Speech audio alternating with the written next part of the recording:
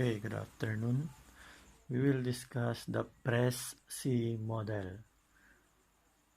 PRESC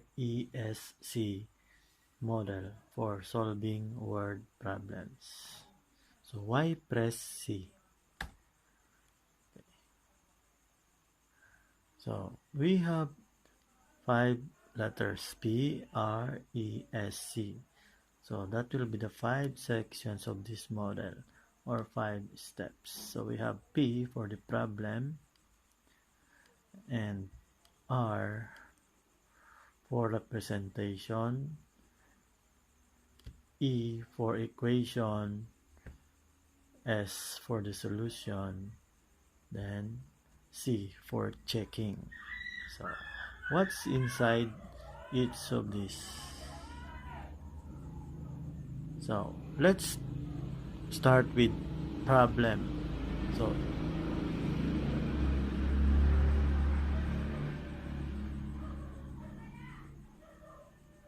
let's start with problem. Here you can see the problem. This includes the first process, which is read and understand the problem. So you have to take note of the keywords or conditions that we will follow in solving the problem. And all these conditions can be seen on the word problem written in this section. Next is the representation. The next step is represent and relate. So these two comes hand in hand. So in this step, we will represent what we are looking for. So we will start with let x be the value of. So if you have represented a certain quantity, if you have represented it by x, then you will relate the other quantity to x. So how it is related? So we are going to look for keywords that will signify or signal what operations you can use. So next is the equation part. So in this part, you will see the equation that we have made based from the conditions given in the problem. So remember these two parts, the representation and the equation. Usually in the problem section, we have 2 or more conditions. So we will start with 2 condition problems. So these conditions can be phrases or sentences. So a single sentence problem can have 2 phrases that represents the conditions. So if you use the first condition in the representation, here in the representation, then you are going to use the second sentence or condition in making the equation. You cannot make an equation if you are going to use the same condition that you use in the representation. Okay, so if you have now the equation, the next process is solving for the value of x or finding the solution. So in this section, we will work out or solve the equation that we have made. So the final answer will be the solution to the problem. Okay, when we say solution, it is not the process, the step-by-step process of finding the answer, but the solution means the answer. Your final answer that solved the problem, that is the solution, not the process. Okay. And if you want to make sure that you have the right solution, you will do the last part, the last step. So here we will check our solution against the conditions in the problem. So each condition must be checked. So our answer should meet all the conditions for it to become a correct solution. So if you arrive in, or if your answer does not meet all the conditions, then you have to go back to the problem or anywhere here where you feel you have made an error. So that is the PRESC problem solving model.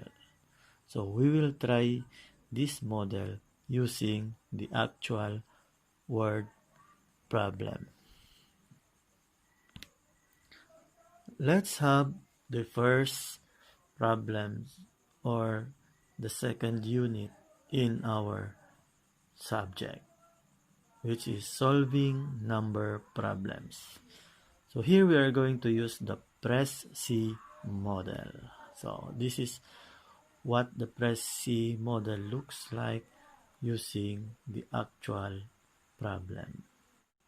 Okay, our problem is there are two numbers whose sum is 36. One number is twice the other.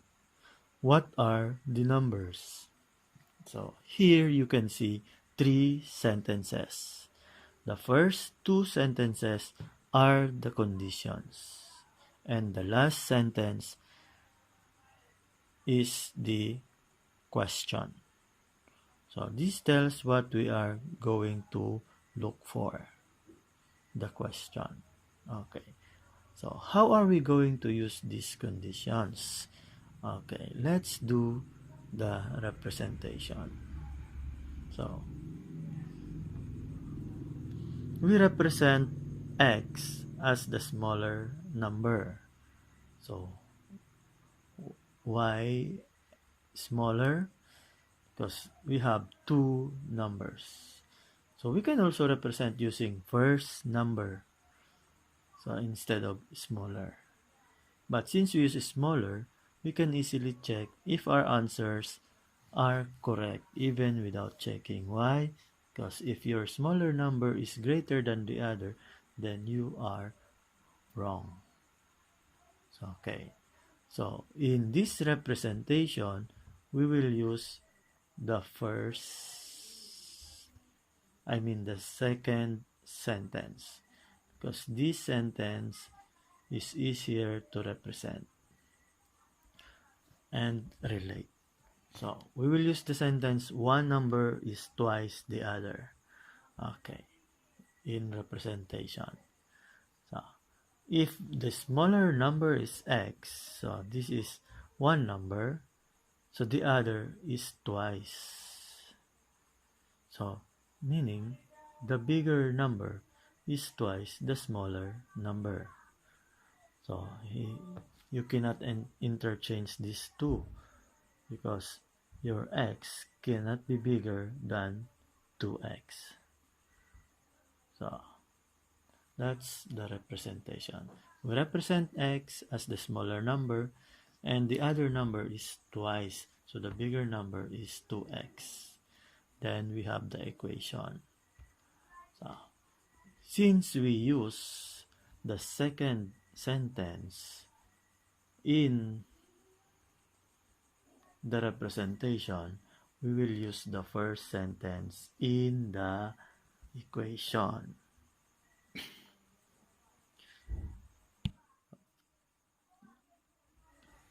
So there are two numbers whose sum is 36.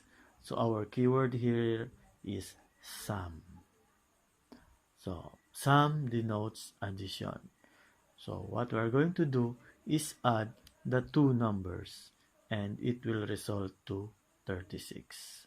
So our two numbers are x and 2x. So we will add them. X plus 2x is equal to 36. So that is our equation. So to solve the equation, so we will combine like terms. So all the terms with variables will be combined. When we say combine, we add if they have the same sign. and subtract if different signs. So we have x and 2x. So our x has an invisible 1 here. So if we are going to add, we will add 1 plus 2 is 3, and we will just copy the variable x. So x plus 2x is 3x, then 36 will remain as 36. So how are we going to find the value of x? So here we have 3x. This means 3 times x. So to remove 3 here, we have to divide it by 3. So if we divide 3 by 3, it will become 1. So that is our main goal in finding the value of x. If this is multiplication, we will divide it to have 1, invisible 1 here. Okay, 3 divided by 3 is 1. So if we divide 3 here on the left, we will also divide 3 on the right side of the equal sign or of the equation. So whatever you do on the left, you also have to do it on the right side, so the values will remain the same. So we have now 36 divided by 3 is 12. So the value of x is 12. So we are not done yet here, because we only found the value of x. Remember, we have two numbers, the smaller and the bigger. So we only got the smaller.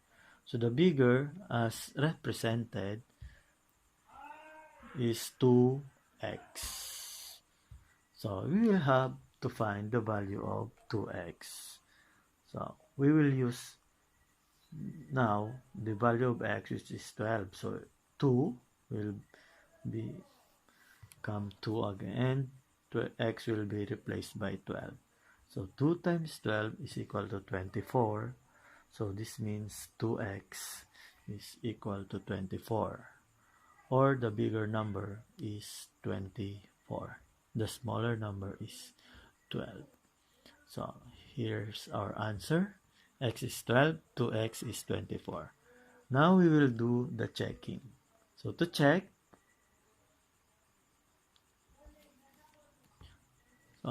we will check these answers against the problem or the conditions of the problem.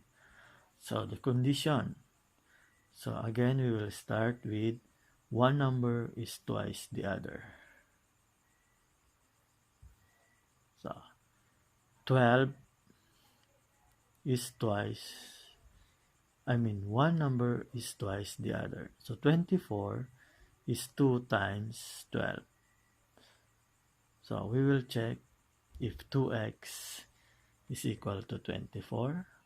So we have 2 times 12 is equal to 24. So in checking, we put question marks here and here. So until we have the same values on the left and the right side of the equation. 2 times 12 is 24 and the right side is 24. So if we have the same values, we will put a check here, which means it is correct. And we will also check the other condition. The other conditions, there are two numbers whose sum is 36. So the sum is 36. So we will add the two numbers. What are our numbers? So your x and 2x is equal to 36. So we will add 12 and 24. That should be equal to 36. So 12 plus 24 is 36. So that is equal to 36. So now we have a check here. So our answers met the two conditions. So we arrive at the final answer, 12 and 24. So even without submitting, you already know that you have the right answer.